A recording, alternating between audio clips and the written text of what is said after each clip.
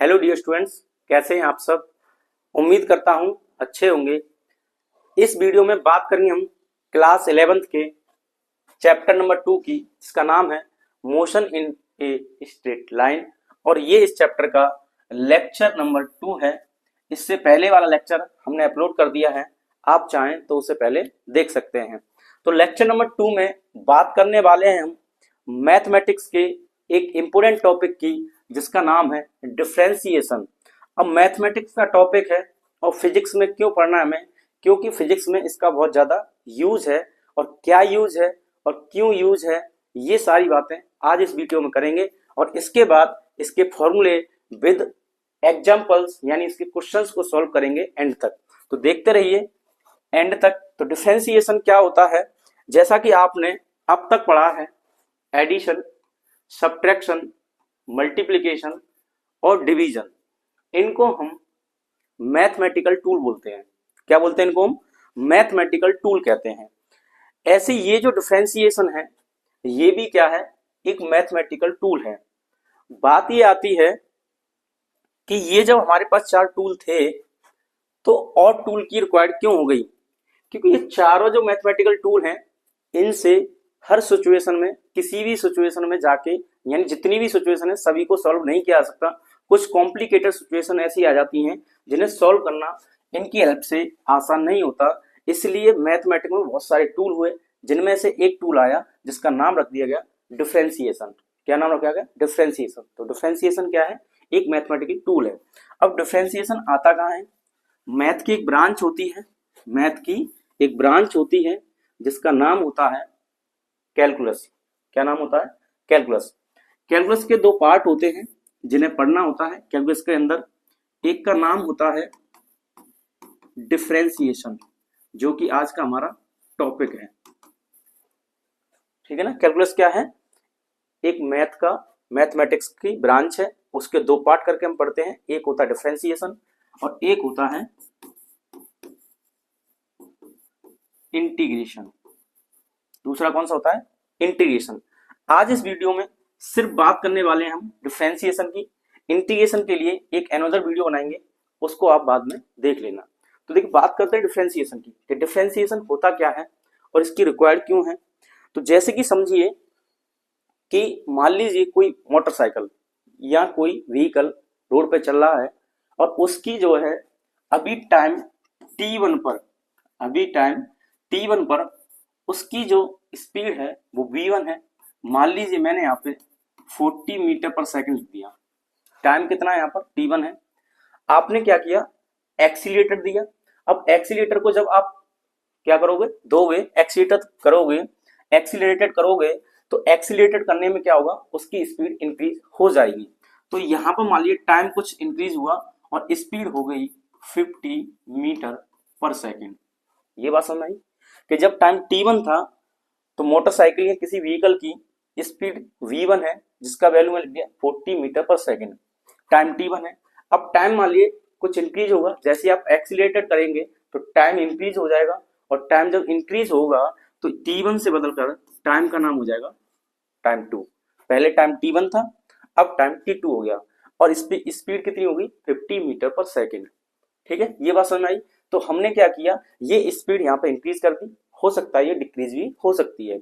तो अब मान लीजिए मैंने कहा 1 सेकंड में 40 मीटर पर सेकंड थी और जैसे ही टाइम 2 सेकंड हुआ उसकी स्पीड जो है 50 मीटर पर सेकंड हो गई। तो 1 सेकंड में कितना चेंज आ गया, यानी हमें कहें टाइम इंटरवल में देखें तो इसकी स्पीड में कितना चेंज आ गया। जब आप इस चेंज को देखोगे तो आप कहोगे v2 minus v1 upon t2 minus t1। v2 की वैल्यू की बात करें तो 50 माइनस 40 कितना आ जाएगा? 10। और यहाँ 2 माइनस 1 कितना आ जाएगा? 1। तो आंसर हमारा कितना आएगा? ये आ जाएगा आपका 10। इसमें कोई दिक्कत है? नहीं है। इस तरीके से हमने चेंज निकाल दिया v2 minus v1 upon t2 minus t1। अगर आपसे कहा जाए कि 1 सेकंड से दूसरी सेकंड तक इसकी स्पीड जो 2 सेकंड में कितनी है? 50 है। फर्स्ट सेकंड मतलब पहली सेकंड में कितनी है? 40 है। अगर इसके बीच में बात की जाए कि इसके बीच में स्पीड कितनी होगी, तो ये कॉम्प्लिकेटेड सिचुएशन हो गई।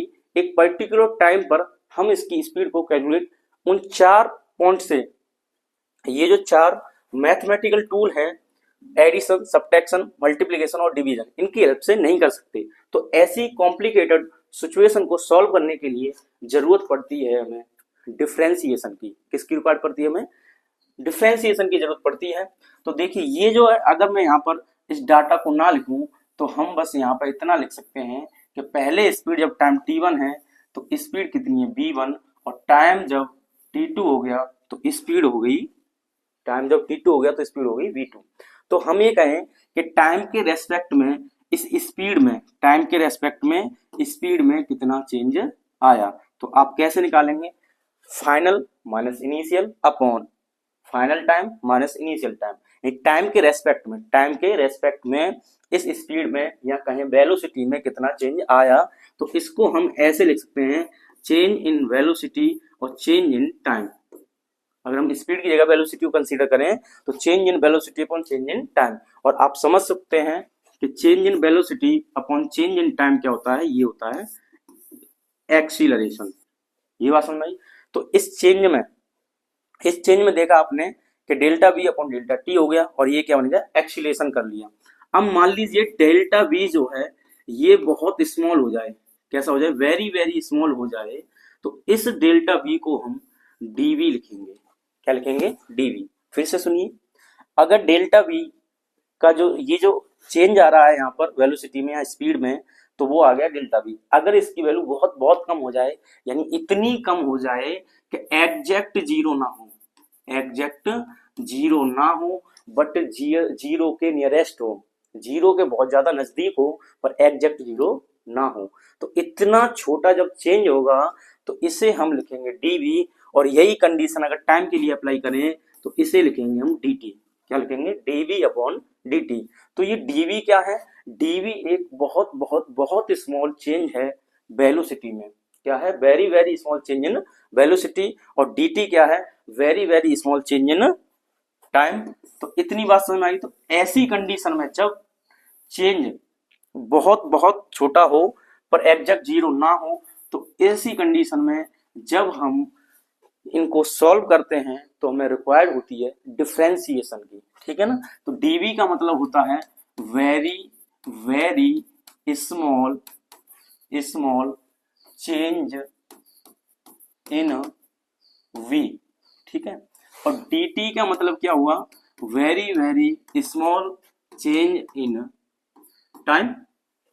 ये चेंज होता है। इसका मतलब है अगर आप dv को dv के साथ ऐड करते चलोगे, dv को dv के साथ ऐड करते चलोगे, तो स्मॉल चेंज को आप ऐड करोगे तो जाकर बनेगा डेल्टा v। और ये भी क्या है? ये चेंज है, पर ये कंसीडरेबल चेंज है, यानी ये बड़ा चेंज है, ये बहुत छोटा चेंज है। ऐसे टाइम की बात कर लेंगे तो dt plus dot dot dot जितना भी आपके पास टाइम आ रहा है उस टाइम को ऐड कर दीजिए, तब जाके आपका जो कंसीडरेबल टाइम चेंज है वो निकल के डेल्टा टी आ जाएगा। अब आप यहाँ ध्यान से देखिए, ये एक्सीलरेशन का formula change in velocity upon change in time. यहाँ पर देखिए small change in velocity upon small change in time. तो ये भी क्या है? वेलोसिटी अपॉन टाइम है, तो ये भी क्या है? एक्सीलरेशन ही होगा। तो ये जो लिखने का तरीका है, इसको ना लिखे हम इस तरीके को लिखेंगे। तो ये जो लिखने का तरीका है यही डिफरेंशिएशन है। यही क्या है? डिफरेंशिएशन है। तो डिफरेंशिएशन को कैसे लिखते हैं यहाँ पर आप देख लीजिए। तो पहले बात करते हैं कि डिफरेंशिएशन को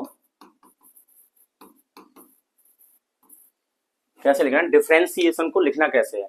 तो इसको लिखते हम ऐसे हैं, d अपॉन डी। क्या लिखते हैं? d upon D. अगर टाइम के रेस्पेक्ट में है तो dt लिख देंगे। क्या लिखेंगे? टाइम के रेस्पेक्ट में है तो dt लिख देंगे।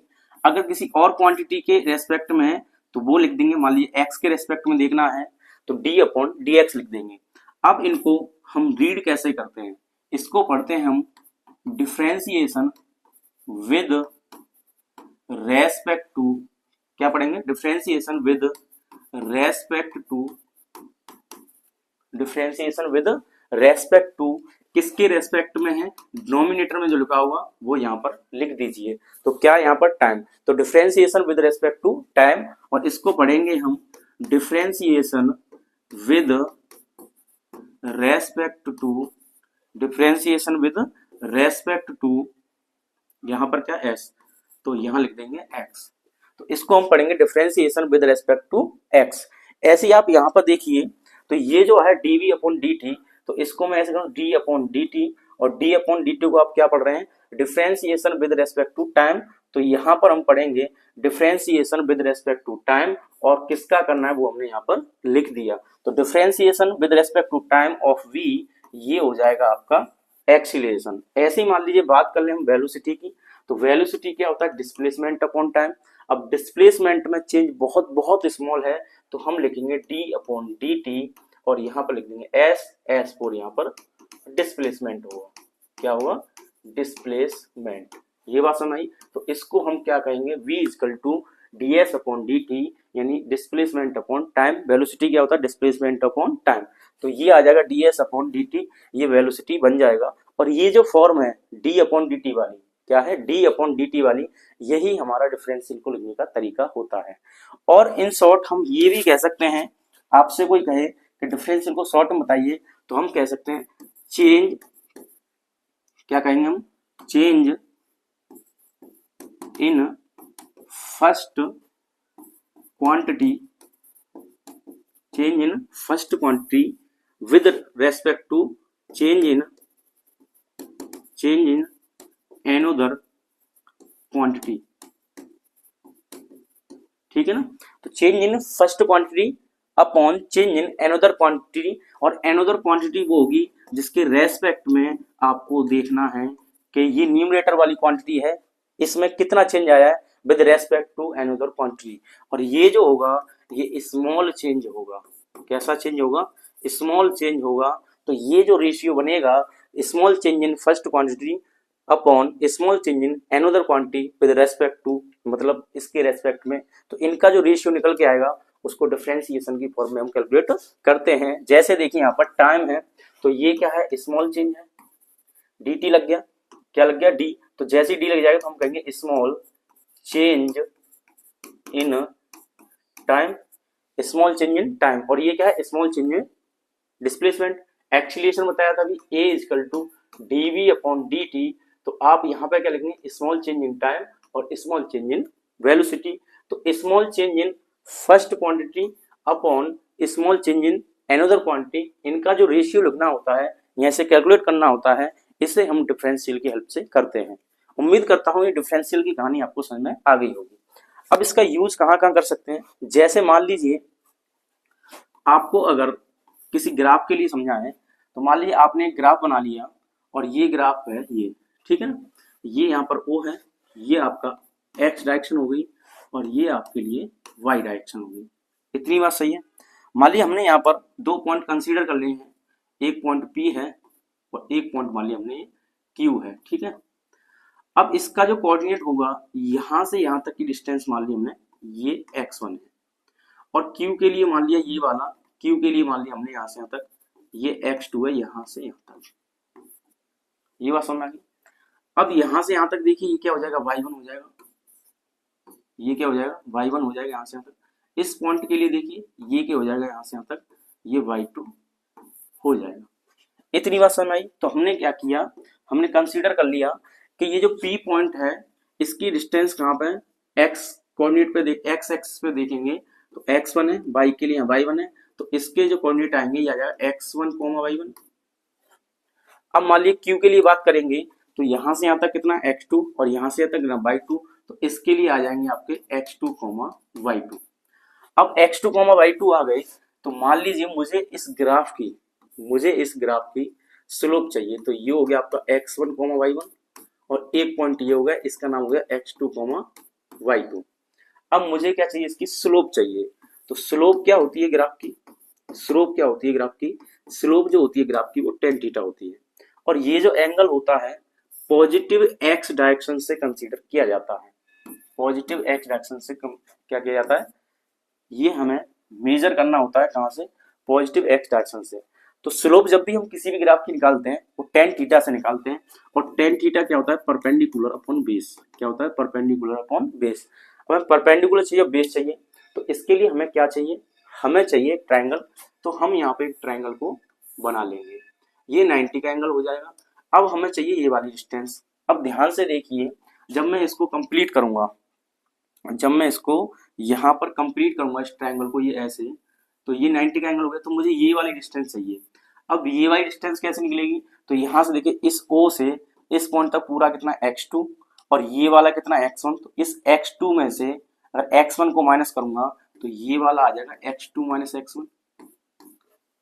ठीक है, तो x2 माइनस x1 ये जो हो जाएगा x2 माइनस x1 हो जाएगा।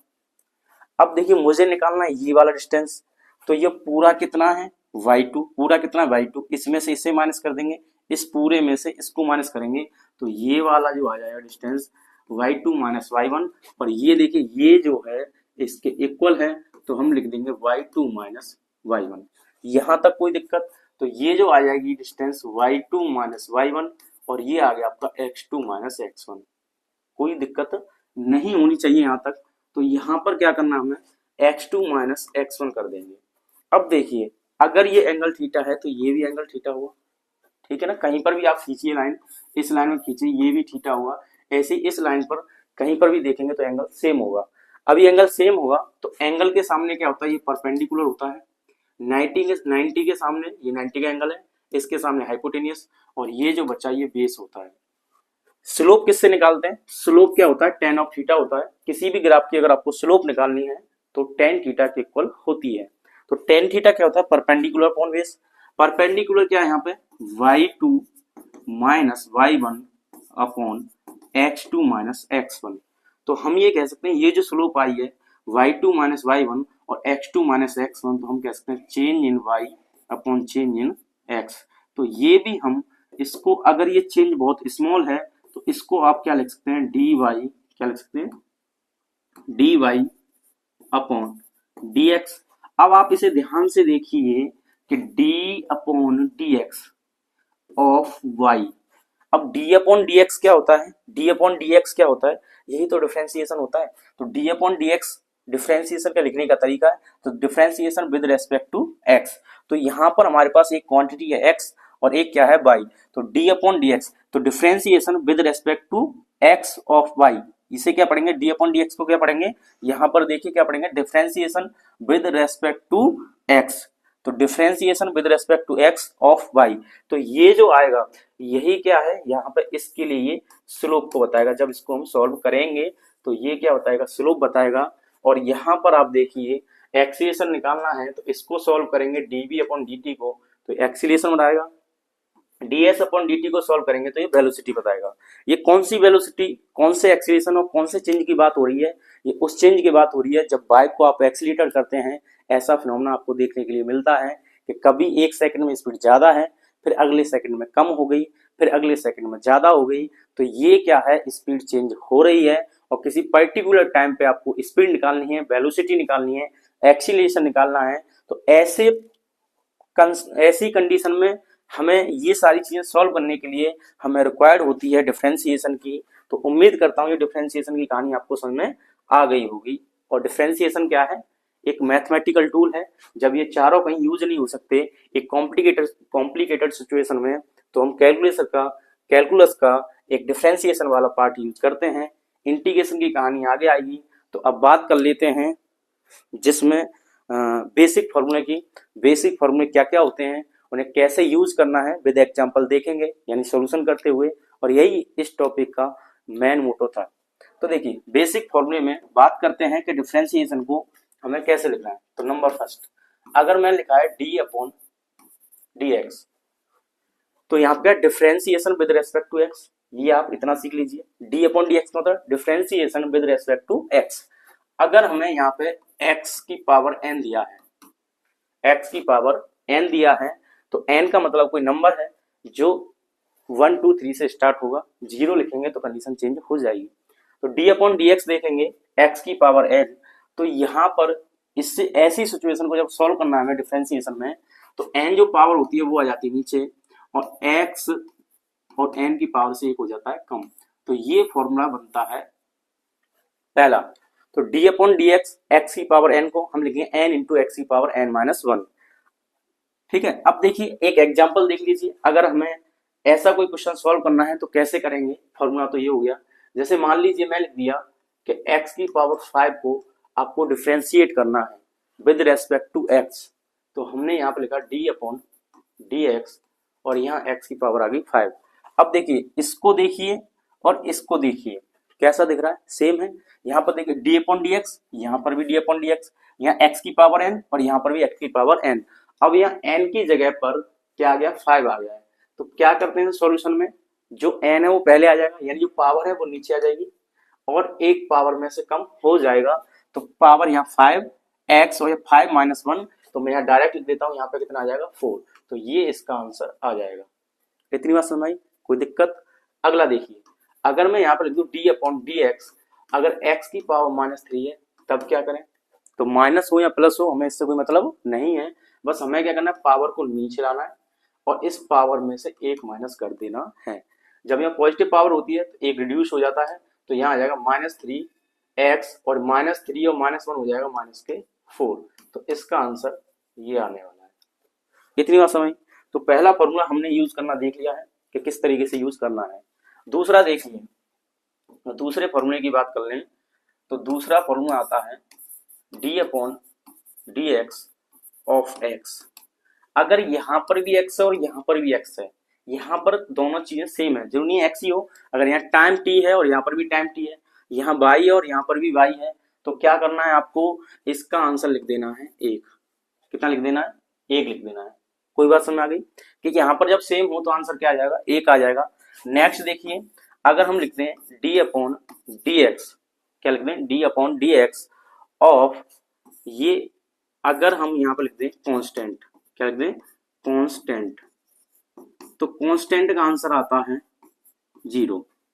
अब बात आती है कांस्टेंट क्या होता है, तो ध्यान से सुनिए। अगर यहाँ पर x है, जैसे मान लीजिए मैं लिख दिया y = a और a क्या है यहाँ पर, a is a constant. a क्या है यहाँ पर, कांस्टेंट है। अब मैं आपसे कहूँ इसे डिफरेंशिएट करिए, तो हम इसे डिफरेंशिएट करेंगे विद रेस्पेक्ट टू x। तो d/dx किसका करना है हमें, ये y, तो y इधर लिख दीजिए, यहाँ पर भी लिख दीजिए इधर d/dx ऑफ a। तो a क्या है, कांस्टेंट, तो जब भी कांस्टेंट आएगा तो आंसर क्या आ जाएगा, 0। तो हम यहाँ पर लिख देंगे dy/dx, यानी y का डिफरेंशिएट करने पर आंसर कितना आ रहा है, 0 आ रहा है। कितना आंसर आ रहा है, 0 आ रहा है। तो क्यों आ रहा है, जब भी आपको कांस्टेंट दिया हो तो आंसर 0 हो जाएगा। कांस्टेंट का मतलब यहाँ पे कोई नंबर से भी है। अगर मान लीजिए यहाँ a की जगह पर यहाँ पर मैं लिख दूं 8 लिख दूं, मान लीजिए कितना लिख दूं, 8। अब मैं कहूँ आपसे कि इसको आप सॉल्व कीजिए और बताइए डिफरेंशिएशन में आंसर इसका कितना आएगा। तो आप क्या करेंगे, dy/dx लिख देंगे, तो ये यहाँ पर d/dx लिखेंगे, यहाँ पर x और यहाँ पर लिख देंगे 8। तो यहाँ x और यहाँ 8 है, तो 8 क्या यहाँ पर कांस्टेंट है, 8 क्या यहाँ पर कांस्टेंट है, तो आंसर कितना आ जाएगा, 0। तो कांस्टेंट के लिए आंसर 0 आता है, या पहचान लीजिए। बाकी कांस्टेंट की कहानी एक अलग होती है। दो तरह के कांस्टेंट होते हैं, एक परमानेंट होते हैं, एक टेम्परेरी होते हैं। उसमें हम डेप्थ में नहीं जा रहे हैं, जब मैथ वाले टीचर आपको पढ़ाएंगे तो आप वहां पर अच्छे से समझ लीजिएगा, क्योंकि मैथ का बहुत अच्छा टॉपिक है और ये आपको क्लास 12 में पढ़ने को मिलेगा। हमें सिर्फ इतना पढ़ना है जितना हमें फिजिक्स में यूज करना है। तो यहाँ पर जब भी कोई कांस्टेंट दिया हो तो उसकी वैल्यू क्या आती है, 0 आती है। नेक्स्ट फॉर्मूले की तरफ चलते हैं कि d/dx, अगर मान लीजिए यहाँ पर दिया है √x, तो √x को हम ऐसे भी लिख सकते हैं d/dx और यहाँ x की पावर 1/2, और आप इसको सॉल्व कीजिए। तो देखिए कैसे करेंगे, x की पावर n इसी से हो जाएगा, तो पावर तो आ जाएगी अपॉन में, यानी यहाँ पे लिख देंगे, और x की पावर 1/2 -1 कर देंगे। अब 1/2 रहेगा ऐसे ही, x रहेगा ऐसे ही, इस हाफ में से, देखो 1/2 हाफ है, -1, तो हाफ में से हाफ जाएगा, तो ये आ जाएगा 1/2, क्योंकि ये 1 में से 1/2 को माइनस करेंगे तो माइनस के 1/2 आ जाएगा, और यहाँ पर लिख देंगे 1/2, और x की पावर 1/2 माइनस में जब इसे नीचे लेके आएंगे तो 1/2 कैसी हो जाएगी, प्लस की, और 1/2 पावर क्या होती है, ये रूट होता है, तो हम इसे ऐसे लिख सकते हैं। तो सीधा सीधा इसका फॉर्मूला लिख सकते हैं कि d/dx रूट में x दिया हो तो इसका आंसर 1/2√x हो जाता है। ये आप फॉर्मूला डायरेक्ट याद रखें। हालांकि ये कोई फॉर्मूला नहीं है, ये क्वेश्चन ही है। इस क्वेश्चन को डायरेक्ट जब भी आपके यूज हो क्वेश्चन में, तो डायरेक्ट √x का आप 1/2√x लिख देना। ये बात समझिए। तो इतने ये फॉर्मूले आप लिख लीजिए। बात करते हैं नेक्स्ट फॉर्मूले की। तो यहाँ तक हमने पढ़ लिए 4 फॉर्मूले। अब बात करते हैं फॉर्मूले नंबर 5 की। तो फॉर्मूला नंबर 5 अगर दिया है D upon D x sine x, क्या दिया है, D upon D x sine x दिया है। नंबर 6 की बात कर लें, अगर मान लीजिए कॉस एक्स दे दे तो साइन एक्स के बाद क्या आ जाए कॉस एक्स। 7 पे बात कर लें तो डी अपॉन डी एक्स, यहाँ पे क्या लिख दें 10x। फिर 8 पर D upon D x sine cos 10, यहाँ पर आ जाए कॉट। फिर 9 पर साइन कॉस 10 कॉट, फिर आ जाए सेक, क्या आ जाए सेक। और मान लीजिए यहाँ पर लिख दूँ सेक के बाद क्या बचता है, कोसेक बचता है। ये ट्रिगोनोमेट्री में यूज होते हैं फंक्शंस। तो हमने ये सारे लिख लिए। अब इनका डिफ्रेंसिएशन करना है। क्या करना है, हमें इनका डिफ्रेंसिएशन करना है। तो देखिए जहां पर भी CO आए स्टार्टिंग में CO और CO, आप आंसर में माइनस ला दें पहले।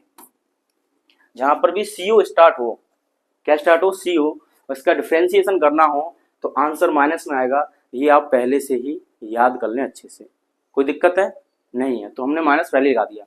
अब देखिए साइन एक्स का क्या होता है, साइन एक्स का होता है कॉस एक्स। साइन एक्स का क्या होता है, कॉस एक्स होता है। अब देखिए साइन एक्स से कॉस एक्स क्यों आ रहा है, ये मैथमेटिक्स में जब पढ़ोगे तो फर्स्ट प्रिंसिपल से ड्राइव किए जाते हैं और हमें इनकी फिजिक्स में कोई रिक्वायर्ड नहीं है। जब आप फिर मैथ वाले टीचर से पढ़ोगे, मैं बता रहा हूँ बार बार, जब आप मैथ वाले टीचर से पढ़ोगे तो इनका प्रूफ भी करके देंगे कि साइन एक्स से कॉस एक्स क्यों आता है, कैसे कैसे आता है, क्या क्या फॉर्मूले यूज होते हैं। तो वहां पर आप सीख लेना। तो साइन एक्स का क्या आ जाएगा, कॉस एक्स आ जाएगा। कॉस एक्स का होता है माइनस लगा दिया आपने तो कॉस एक्स का हो जाएगा माइनस के साइन एक्स। टेन की बात कर लें तो टेन का होता है सेक स्क्वायर एक्स। टेन का क्या होगा, सेक स्क्वायर एक्स। कॉट का क्या होता है, कॉट का होता है माइनस कोसेक स्क्वायर एक्स। क्या होता है, माइनस कोसेक स्क्वायर एक्स। तो साइन एक्स का कॉस एक्स, कॉस एक्स का minus sine X, tan X का होता है sec square X, cot X का होता है माइनस की कोसेक स्क्वायर एक्स।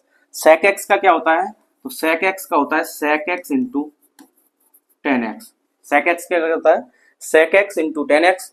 और कोसेक एक्स का होता है माइनस के cosec X into cot x.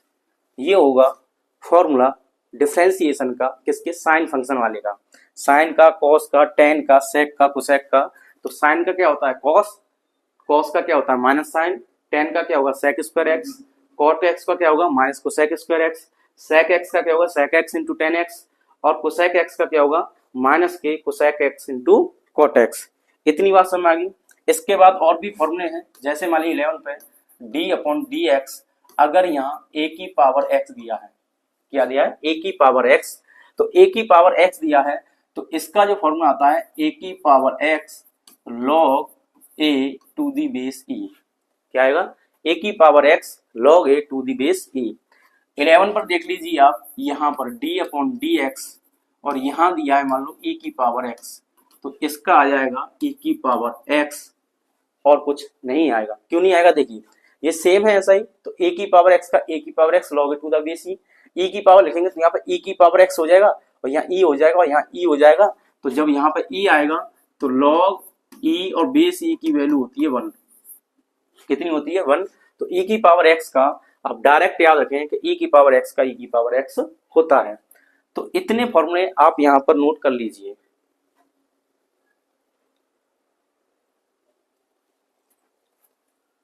कर लिया नोट, तो इतने फॉर्मूले आप नोट कर लीजिए। और भी हैं, मल्टीप्लिकेशन वाले आए, डिवाइड वाले आए। जैसे मान लीजिए 13 की बात कर लें, यहाँ पर अगर आपको दिया हो डी अपॉन डी एक्स, यहाँ पे फर्स्ट इंटू सेकेंड, ये दो फंक्शन दिए हो, एक फर्स्ट हो सेकंड हो, तो हम क्या करते हैं फर्स्ट को तो ऐसे ही छोड़ देते हैं, सेकंड का डिफरेंशिएशन कर देते हैं।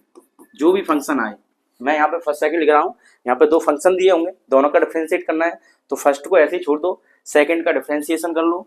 फिर यहाँ पे क्या करना है आपको प्लस लगाना है, फिर सेकंड को छोड़ना है और फर्स्ट का डिफरेंशिएशन कर देना है। ये बात समझ आई। तो फर्स्ट ऐसा ही, सेकंड का डिफरेंशिएशन प्लस सेकंड ऐसा ही और फर्स्ट का डिफरेंशिएशन। ऐसे ही मान लीजिए 14 पे एक और लिख देता हूँ मैं यहाँ पर। अगर डिवाइड में आ जाए तो क्या करें, तो डिवाइड में आ जाए, यहाँ लिख दिए फर्स्ट और यहाँ लिख दीजिए सेकंड। तो इसको क्या करेंगे, आप एक लाइन खींचिए, यहाँ पे लिख दीजिए पहले सेकंड का स्क्वायर, सेकंड का स्क्वायर, और यहाँ पर सेकंड ऐसे ही लिख दीजिए, फर्स्ट का डिफरेंशिएशन कर दीजिए, माइनस लगा लीजिए। फिर आप फर्स्ट को लिख दीजिए और सेकंड का डिफरेंशिएशन कर लीजिए। ये बात समझ आई। इस तरीके से ये फॉर्मूले हैं, इनको आप लिख लीजिए। अब एक एक करके मैं इनका यूज बता रहा हूँ। इससे पहले देखिए साथ में मैंने ये जो क्वेश्चन कराए हैं, क्यों कराए हैं, क्योंकि ये यूज करना आपको ऐसे आना चाहिए। अब यहाँ पर क्या है, कहीं पर भी साइन एक्स दिखे तो आपको डायरेक्ट कॉस एक्स लिखना है। कोई भी क्वेश्चन में साइन एक्स आए तो कॉस एक्स लिखना है, और कॉस एक्स आए डिफरेंशिएशन करने के लिए तो उसका माइनस का साइन एक्स लिखना है। तो ये कहीं पर भी दिख जाए इनके सामने बस ये लिख दीजिए, इसमें कोई ज्यादा सोचने वाली बात या कॉम्प्लिकेटेड केस नहीं है। यहाँ पर देखिए e की पावर x आए तो e की पावर x आ जाएगा, a की पावर x आए तो a की power x log to the base ही आएगा। इस तरीके से हमें करना है। तो देखिए इसको यूज करके बता रहा हूँ कैसे करना है a की पावर x वाले को। जैसे मान लीजिए y इक्वल टू दिया है 3 की पावर x, तो ध्यान से देखिए ये बिल्कुल ऐसा ही हो जाएगा a की पावर x, और मैंने क्या बताया a की पावर x का a की power x log a to the base e। तो यहाँ पर क्या करेंगे dy अपॉन dx कर देंगे, यानी इस फंक्शन को हम y से रिप्रेजेंट करेंगे। तो यहाँ पर आ गया d अपॉन dx, इधर भी लिखिए d अपॉन dx, इधर भी लिखिए d अपॉन dx, इधर भी लिखिए। जिसका करना है उसे यहाँ पर लिख दीजिए। अब a की पावर x का e की पावर x, यहाँ पर log a का मतलब क्या है 3 टू द बेस e, तो ये इसका आंसर आ जाएगा। बात समझ में आ गई किस तरीके से यूज किया। अगर मान लीजिए ये क्वेश्चन कुछ ऐसा ही हो कि आपको दिया हो y इक्वल टू e की पावर x दिया हो, तो आप डायरेक्ट क्या करेंगे dy अपॉन dx, और यहाँ पे लिखेंगे d अपॉन dx और e की पावर x। तो e की पावर x का x के रेस्पेक्ट में डिफरेंशिएशन करना है, तो यहाँ पे लिख देंगे e की पावर x। तो ये बात आपको उम्मीद करता हूँ समझ में आ रही होंगी। अब चलते हैं हम उन क्वेश्चंस की ओर जो हमें सॉल्व करने होते हैं, और वही आपके न्यूमेरिकल को सॉल्व करवाएंगे। तो उन्हें हम एक एक करके देखते हैं। जैसे मान लीजिए मैंने एक क्वेश्चन लिखा है 5x square plus 8x minus 9x की पावर, सॉरी यहाँ पे मैं ये आपका x नहीं है, यहाँ पर 9 है। 5x square plus 8x minus 9, इसका डिफरेंशिएशन करना है विद रेस्पेक्ट टू x। किसके रेस्पेक्ट में करना है, x के रेस्पेक्ट में करना है। ये क्वेश्चन नंबर फर्स्ट है और ये y के इक्वल दिया है। तो आप क्या करेंगे d अपॉन dx लाएंगे, जिसका करना है यहाँ लिख दीजिए। यहाँ पर भी क्या करेंगे d अपॉन dx लाएंगे, जिसका आपको डिफरेंशिएशन करना है उसे इस साइड लिख दीजिए। तो 5x स्क्वायर माइनस के 8x, यहाँ पर प्लस है तो प्लस, और यहाँ माइनस के 9। इतनी बात समझ आ गई। अब ऐसे लिखने के बाद आपको क्या है डिफरेंशिएशन करना है। तो यहाँ पर एक एक टर्म को सॉल्व करेंगे। तो d अपॉन dx करेंगे, यहाँ पर लिख दीजिए 5x स्क्वायर, इसको अलग कर दीजिए। यहाँ पर लिखिए d अपॉन dx, और यहाँ लिख दीजिए 8x, फिर माइनस लाएंगे d अपॉन dx, और यहाँ पर आप लिख देंगे 9। ये बात क्लियर है। पहले हमने क्या किया y का करना है तो d अपॉन dx, और y इस पूरे टर्म का करना है तो d अपॉन dx ये पूरा टर्म। अब इस टर्म में कितने टर्म है 3 है, तो 1 2 3 को हमने अलग कर दिया। अब हमें फॉर्मूले यूज करने हैं। फॉर्मूले यूज करने से पहले आप ये देखिए यहाँ क्या x के रेस्पेक्ट में, x के रेस्पेक्ट में, x के रेस्पेक्ट में। तो यहाँ पर जिसका भी आपको डिफरेंशिएशन करना है, अगर उसके साथ कोफिशिएंट कोई नंबर है, कोफिशिएंट कोई डिजिट है, तो उस डिजिट को पहले बाहर कर दीजिए। तो यहाँ पर हम 5 को बाहर कर देंगे तो ये आ जाएगा d अपॉन dx, और ये आ जाएगा x स्क्वायर प्लस 8 को बाहर कर दीजिए तो d अपॉन dx, और यहाँ पर आ जाएगा आपका x, फिर माइनस लाएंगे। अब यहाँ पर तो डिजिट है, अगर इसको बाहर कर देंगे तो एक बचेगा, कोई दिक्कत नहीं है। जब सिंगल डिजिट हो तो आप वहीं लिखा रहने दीजिए, चाहो तो आप इसे बाहर कर लीजिए। तो यहाँ पर क्या आ जाएगा 1 आ जाएगा। अब ध्यान से देखिए ये जो फॉर्मूला कराया था मैंने x की पावर n वाला, तो x की पावर n वाला फॉर्मूला क्या कहता है कि n आ जाएगा नीचे और x की पावर में n से 1 कम हो जाएगा। क्या हो जाएगा x से 1 कम हो जाएगा। तो यहाँ पर हमें यही यूज करना है x की पावर 2 में। तो यहाँ पर कितना रहेगा 5। अब देखिए पावर आ जाएगी नीचे और x इसमें से क्या करना है आपको 1 कम करना है, ठीक है, प्लस 8। यहाँ पर मैंने आपको बताया जब सेम हो तो इसका आंसर क्या आ जाएगा 1 आ जाएगा, माइनस d अपॉन dx हमें क्या करना है 9 का डिफरेंशिएशन करना है। 9 एक डिजिट है और डिजिट क्या होते हैं कांस्टेंट होते हैं। क्या होते हैं ये कांस्टेंट होते हैं, और कांस्टेंट का डिफरेंशिएशन 0 होता है। क्या होता है 0, तो यहाँ पर 0 लिखेंगे। अब इसको सॉल्व किए 5 2 जा 10, x की पावर कितना आ जाएगा 1, 2 में से 1 गया तो 1, प्लस 8 वन जा 8, तो ये निकल के आएगा आपका dy अपॉन dx। कोई दिक्कत है? ये इसका आंसर हो जाएगा। अब आप डायरेक्ट भी कर सकते हैं, मैंने इतना बड़ा क्यों किया, क्योंकि आपको सीखना है। बाकी आप सीधा सीधा कर सकते हैं, 2 को नीचे लाएंगे तो 5 2 जा कितना हो जाएगा 10, और 1 कम कर देंगे तो यहाँ x हो जाएगा। 9 एक कांस्टेंट है, कांस्टेंट का 0 हो जाएगा तो ये गायब हो जाएगा। 8 को बाहर करेंगे, यहाँ x का 1 आता है तो यहाँ पे बचेगा आपका 8, तो यहाँ पे आंसर आ जाएगा। ये बात समझ आई? इस तरीके से हमें ये करने हैं, ठीक है। अब नेक्स्ट देखिए कैसे करने हैं, और देखिए ये क्वेश्चन हो गया पहला। दूसरा क्वेश्चन, अगर मान लीजिए हमें यूज करना है चेन रूल। क्या यूज करना है? Chain rule. अब ये चेन रूल क्या होता है, यही इंपॉर्टेंट है। सारे के सारे फॉर्मूले इसमें यूज हो जाएंगे, और ये अपने आप में एक कंसेप्ट है कि चेन रूल को कैसे यूज करना है। जैसे मान लीजिए मैंने लिखा है यहाँ पर लिखा है e की पावर 2x प्लस 3, e की पावर 2x अपॉन e की पावर 2x प्लस 3। अब आप यहाँ पर ध्यान से देखिए, e की पावर x का फॉर्मूला क्या होता है, तो e की पावर x का फॉर्मूला होता है e की पावर x ही। डिफरेंशिएशन का फॉर्मूला क्या होता है, e की पावर x का e की पावर x ही होता है। तो यहाँ पर मैं आपको साइड में लिख के दिखा देता हूँ कि d अपॉन डी एक्स, अगर e की पावर x दिया है तो इसका हो जाएगा e की पावर x। अब इसको हम डिफरेंशिएशन करेंगे इसका, तो यहाँ आ जाएगा d अपॉन डी एक्स, और यहाँ पर लिख दीजिए आप y, with respect to x करना है। तो जिसका करना है उसके आगे d अपॉन डी एक्स लगाइए, ये आ जाएगा e की पावर 2x प्लस 3। कोई दिक्कत है? आपने ये लिख लिया। तो x के रेस्पेक्ट में हमें e की पावर 2x प्लस 3 का डिफरेंशिएशन करना है। अब फॉर्मूला ये कहता है कि अगर e की पावर x है तो उसका आंसर e की पावर x आएगा। फॉर्मूला क्या कहता है, e की पावर x है तो उसका आंसर e की पावर x ही आएगा। तो अभी हम थोड़ी देर के लिए ये कंसीडर कर लेते हैं कि ये जो है ये x है, ये क्या है, x है। तब हम इसे सॉल्व करेंगे, तब क्या करेंगे, सॉल्व करेंगे। तो यहाँ पर e की पावर का x, तो e की पावर हमने x माना है तो माना x है, लेकिन लिखना वही है जो यहाँ पर लिखा है। तो अगर ये e की पावर x होता, e की पावर x होता तो आंसर e की पावर x आता।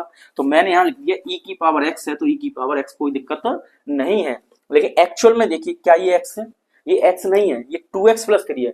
तो एक्चुअल में x नहीं है। तो ऐसी चीजें जो एक्चुअल में नहीं है, जो हमने सपोज की है कि x है, जो हमने सपोज की है x है, एक्चुअल में x नहीं है, तो उनका एक और बार डिफरेंशिएशन कर दीजिए। तो एक और बार डिफरेंशिएशन करेंगे तो ये आ जाएगा आपका d upon D x 2x plus 3, और ये मल्टीप्लाई में लिख दीजिए। याद रखना क्या करना है, डिफरेंशिएशन करना है एक और बार, और मल्टीप्लाई में लिखना है। तो e की पावर x का हो गया e की पावर 2x प्लस 3। अब इसको करेंगे तो अब तो आप सीख चुके होंगे कि नंबर है, यहाँ पर देखिए 2 है, डिजिट है, बाहर कर दीजिए तो d अपॉन डी एक्स, और यहाँ पर आ जाएगा आपका x plus d upon D x, और यहाँ पर आ जाएगा आपका 3। ये बात समझ आ गई? अब देखिए ये डिजिट है यानी कांस्टेंट है, तो कांस्टेंट आएगा तो पूरा टर्म कैसा हो जाएगा, 0 हो जाएगा। और यहाँ पर ये x और ये भी x है, जब ये सेम होते हैं तो आंसर आता है 1। जब ये सेम होते हैं तो आंसर क्या आता है 1, और यहाँ x और यहाँ पे कोई कांस्टेंट है तो आंसर आता है 0। तो जब इसको सॉल्व करेंगे तो यहाँ आ जाएगा 2, और इसका पूरे का आ जाएगा 1 प्लस इस पूरे का आ जाएगा 0।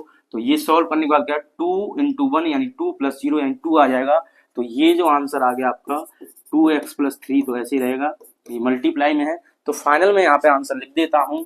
तो ये देखिए यहाँ पे क्या बचेगा, पूरा इसे सॉल्व करें, 2 1 जा 2 और प्लस 0 यानी 2 आ जाएगा, और ये आ जाएगा आपका e की पावर 2x प्लस 3। तो इसे कहते हैं हम चेन रूल, और यही इसका आंसर हो जाएगा। क्या हो जाएगा इसका आंसर, 2 इंटू ई की पावर 2x प्लस 3। अब डायरेक्ट कैसे कर सकते थे इसे, तो डायरेक्ट देखिए यहाँ पर देखिए, इसका हमें डिफरेंशिएशन करना है तो आप सीधा सीधा सोचते हैं, अगर आप प्रैक्टिस कर लेंगे तो सीधा डायरेक्ट कर सकते हैं कि e की पावर x का तो e की पावर x आएगा ही आएगा, चाहे इसकी खोपड़ी पर कुछ भी लिखा हो। e की पावर क्या है, 2x प्लस 3 है, यानी e की खोपड़ी पर कुछ भी लिखा हो वो ऐसा ही लिख दीजिए। अगर ये x नहीं है, अगर ये x नहीं है, कुछ नई चीज है, कुछ अलग चीज है, अगर x नहीं है, बिल्कुल x होना चाहिए एग्जैक्ट। जब x होगा एग्जैक्ट तो e की पावर x का e की पावर x आएगा, और x की जगह कुछ और रिप्लेस हो जाता है तो उसका अगेन डिफरेंशिएशन कर दीजिए, मतलब एक और बार डिफरेंशिएशन कर दीजिए और उसे मल्टीप्लाई में लिख दीजिए। तो इसका डिफरेंशिएशन करेंगे तो देखिए 2x का कितना आ जाएगा, x का तो होता है 1, तो यहाँ पे क्या बचेगा आपका 2, और ये नंबर डिजिट है यानी कांस्टेंट है, कांस्टेंट का क्या आएगा 0, तो इसका हो गया 0 और इसका हो गया x का 1, तो क्या बचा 2, तो जो 2 बचा उसे डायरेक्ट आप यहाँ लिख दीजिए, तो आंसर आ गया 2e की पावर 2x प्लस 3, ये आपका फाइनल आंसर हो जाएगा। बात समझ आ गई, तो इसे आप नोट कर लीजिए। नेक्स्ट क्वेश्चन की ओर पढ़ते हैं। अगर मान लीजिए मैं आपसे कहूं कि y इजकल टू यहाँ पे e की पावर दिया है 5x square plus 3x plus 7, कोई दिक्कत है, नहीं होनी चाहिए। अब देखिए कैसे करना है, dy अपॉन dx, e की पावर x का तो e की पावर x होगा, यानी ये तो आना ही आना है, इसमें कोई चेंज नहीं कर सकते, ये x मान लिया है, लेकिन एक्चुअल में x नहीं है, तो एक्चुअल में x नहीं है तो इसका क्या कर देंगे आप, डिफरेंशिएशन कर देंगे अलग से, तो भाई अलग लिख लीजिए इसे, 5x square plus 3x plus 7, कोई दिक्कत है, अलग लिख लिया।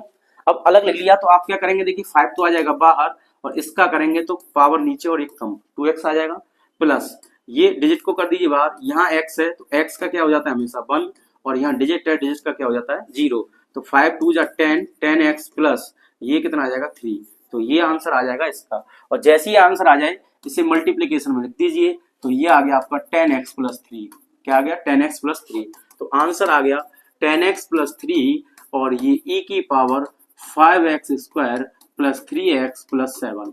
जब आप प्रैक्टिस करोगे तो आप डायरेक्ट भी कर सकते हो। जैसे देखिए e की पावर x का क्या आएगा, e की पावर x आएगा, इसमें कोई चेंज नहीं होना है। अब x की जगह पर क्या रिप्लेस हुआ है, x की जगह पर जो भी नई चीज आई है उसका डिफरेंशिएशन कर दीजिए अगेन और मल्टीप्लाई में लिख दीजिए, बस इतना सा है। तो 5x का करेंगे 2 नीचे आएगा तो 2 और 5 कितना हो जाएगा, मल्टीप्लाई हो गए 10, और यहाँ पे पावर कितनी बचेगी 1, तो 10x हो जाएगा, x है यहाँ पर और x का कितना होता है 1, तो x का हो गया 1, बचा कितना 3, तो यहाँ 3 लिख दीजिए। ये डिजिट है, डिजिट का कितना होता है 0, तो ये तो हो गया 0, ये बचा 10x प्लस 3x में से x हट जाएगा, तो 10x प्लस 3 ये पूरा का पूरा आंसर आ जाएगा। जो आपको दिया था वो तो लिखना ही है। इतनी बात समझ आ गई। इस तरीके से चैन रूल को यूज कर सकते हैं। चलिए ट्रिगोनोमेट्री में कैसे यूज करते हैं ये और देखते हैं। फॉर्मूला होता है यहाँ पर d upon dx of sine x, ठीक है, तो साइन x का आंसर आता है cos x। ध्यान सुना, cos का करते तो cu आता, cu का आता तो आंसर माइनस में आता, पर यहाँ पर साइन है तो साइन का आंसर क्या आ जाएगा cos x आ जाएगा। तो यहाँ पर मैं आपको एक लिख रहा हूँ क्वेश्चन, तो ये क्वेश्चन है, मान लीजिए y equal to sign 3x, ठीक है। एक ये क्वेश्चन है, इसको सॉल्व करते हैं। तो इसको सॉल्व करेंगे कैसे, अब देखिए ये यहाँ पर आप d अपॉन डी एक्स लिख देंगे, y का क्या लिख देंगे, यहाँ y लिख देंगे, तो d upon D X of y, यानी differentiation with respect to x of y। अब साइन 3x का करना है तो d अपॉन डी एक्स लगा दीजिए, x के रेस्पेक्ट में करना है तो मैंने यहाँ लिख दिया साइन 3x। अब फिर से देखिए साइन और x, साइन और x के बीच में कुछ है, कुछ नहीं है, साइन और x के बीच में कुछ नहीं है, पर ये 3 आ गया है, ये 3 बीच में आ गया है, तो यहां हम कह सकते हैं साइन के साथ में सिर्फ x होगा, साइन के साथ में सिर्फ x होगा तब आपका cos x आएगा, साइन के साथ में सिर्फ x होगा तो आंसर cos x आएगा। यहां पर देखिए साइन के साथ में सिर्फ x नहीं है तो इसका मतलब सिर्फ cos x आंसर नहीं होगा, आंसर को चेंज हो जाएगा। अब आंसर को चेंज हो जाएगा तो कितना चेंज होगा और क्या चेंज होगा, तो यहां पर आप कर सकते हैं कि इसको आप अभी x कंसीडर कर लीजिए, तो साइन x, इसको क्या समझेंगे हम x समझेंगे, तो साइन x का क्या आ जाएगा, जब ये 3x अगर हम x कंसीडर करेंगे तो साइन x का क्या आता है cos x, तो यहाँ पर लिख देंगे हम cos x, क्या लिख देंगे यहाँ पर cos x, कोई दिक्कत है, ठीक है। लेकिन एक्चुअल में यहाँ पर कितना लगा है 3x, तो आपको लिखना 3x है और यहाँ पर दिमाग में बात ये डालनी है कि x लिखा हुआ है, तभी तो सॉल्व करेंगे। फॉर्मूला ये कहता है कि साइन के साथ में x है तो आंसर आएगा cos x, लेकिन यहाँ पर साइन के साथ में x नहीं है, साइन के साथ में यहाँ पर x नहीं है, तो इस वाले को हम x कंसीडर करेंगे। तो जब ये x होगा, मान लीजिए मैंने कहा ये x है तो साइन x का क्या आ जाएगा, आप कहोगे साइन x का cos x आ जाएगा, तो मैंने कहा x है तो साइन x का आंसर आ जाएगा cos x। लेकिन cos x तो लिख लिया, लेकिन x क्या है, एक्चुअल में x नहीं है, वो 3x है, तो यहाँ पर लिख देंगे हम 3x। इतनी बात समझ आई। अब जो एक्चुअल में x नहीं है उसका अगेन डिफरेंशिएशन कर दीजिए, जो आपने सपोज किया था ये x है, वो सपोज किया था उसका अगेन डिफरेंशिएशन कीजिए और मल्टीप्लाई में लिख दीजिए। तो देखिए आप क्या करेंगे, आप cos 3x, 3 को कर दीजिए बाहर, ये आ जाएगा d upon D X of x, ये और ये सेम है तो आंसर कितना हो जाएगा इस पूरे टर्म का 1, तो बचेगा 3, तो ये आ गया 3 को पहले लिख दीजिए और cos 3x आप यहाँ कर दीजिए, ये आंसर आ गया। अगर sin x होता तो आंसर cos x आता, लेकिन sin x की जगह पर यहाँ पर 3x आया है तो आंसर cos x ना आकर कुछ और आएगा, तो हमने इसे क्या कर लिया x कंसीडर कर लिया, तो sin x का क्या हो गया cos x, x कंसीडर किया है लेकिन है 3x तो हमें 3x ही लिखना है, तो यहाँ पे क्या कर देंगे 3x, तो sin x का क्या आ गया भाई cos x। अब क्योंकि ये x तो है नहीं है तो इसका अगेन डिफरेंशिएशन कीजिए और मल्टीप्लाई में लिख दीजिए। इतनी बात तो समझ आ गई, इसी को हम चेन रूल कहते हैं। नेक्स्ट क्वेश्चन देख लीजिए, sin 3x का हो गया। अगर मान लीजिए sin यहाँ x की पावर 3 होता तो, अब 3 यहाँ पे नहीं है, यहाँ पे 3 पावर आ जाए तो क्या करेंगे, तो भी कोई दिक्कत नहीं है, dy अपॉन dx लिखिए, डिफरेंशिएशन लगाइए, जिसका करना है उसे यहाँ लिखिए, x की पावर 3 है। अब ये x की पावर 3 जो है इसे x मान लीजिए बस। आपको जब भी कुछ नई चीज दिख जाए साइन के बाद में, या अभी जो e की पावर वाले क्वेश्चन कर रहे थे, e की पावर खोपड़ी पे, e की खोपड़ी पे कुछ भी दिख जाए आपको तो ये x मान लो पहले एक बार, तो e की पावर x का क्या आएगा, e की पावर x आएगा मतलब आंसर में आ जाएगा, जो क्वेश्चन में दिया है वो आंसर में आएगा, लेकिन एक्चुअल में तो x नहीं है। जब एक्चुअल में x नहीं है तो इसका डिफरेंशिएशन कर लो और डिफरेंशिएशन करने के बाद जो आंसर आता है उसे मल्टीप्लीकेशन में लिख दो। ये बात समझ आ गई, ऐसे ही हमें यहाँ पे करना है।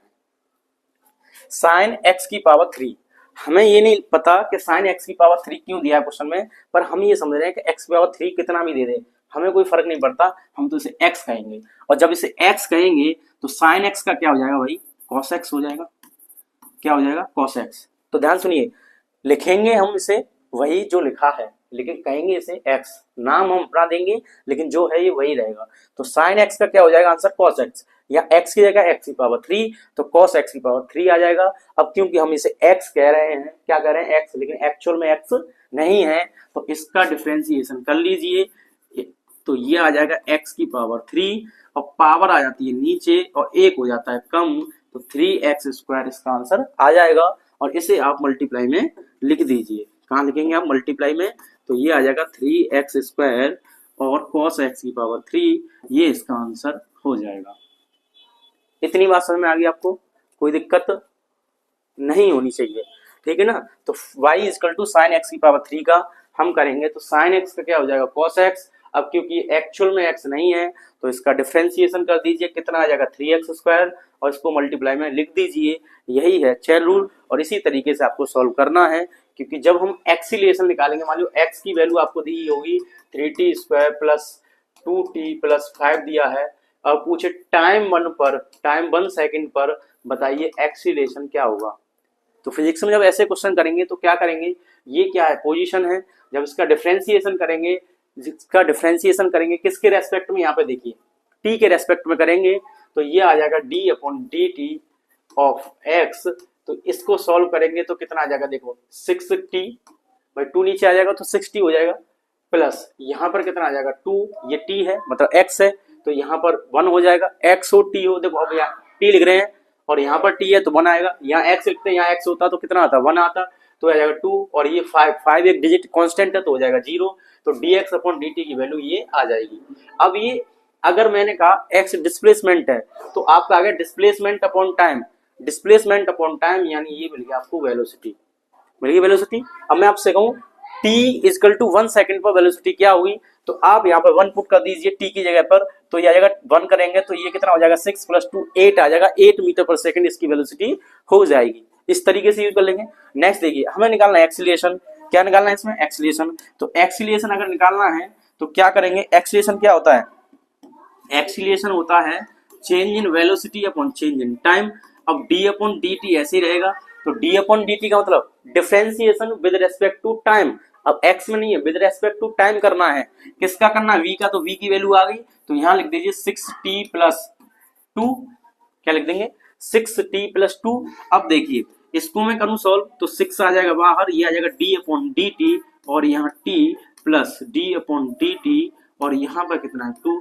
अब आप ध्यान से देखिए ये t है, यहाँ डिजिट है यानी कांस्टेंट है, तो ये वैल्यू तो 0 होने वाली है, कितनी होने वाली है 0। अब यहाँ पर देखिए t है और यहाँ पर t है, यहाँ पर x है, यहाँ पर x है, यहाँ पर t है, यहाँ पर t है, सेम है तो आंसर आएगा 1, तो ये आ जाएगा 6 × 1। तो टोटल सॉल्व होके कितना आ जाएगा, 6 आ जाएगा। और ये क्या एक्सीलरेशन है और यूनिट लिख लो मीटर/सेकंड स्क्वायर। इस तरीके से हम इन्हें फिजिक्स में यूज करते हैं। ये बात समझ में आ गई, इसे आप नोट कर लीजिए, ठीक है ना। तो इस वीडियो में इतना ही, मिलते हैं नेक्स्ट वीडियो में। जब तक पढ़ते रहिए, मुस्कुराते रहिए, हंसते रहिए। जय हिंद।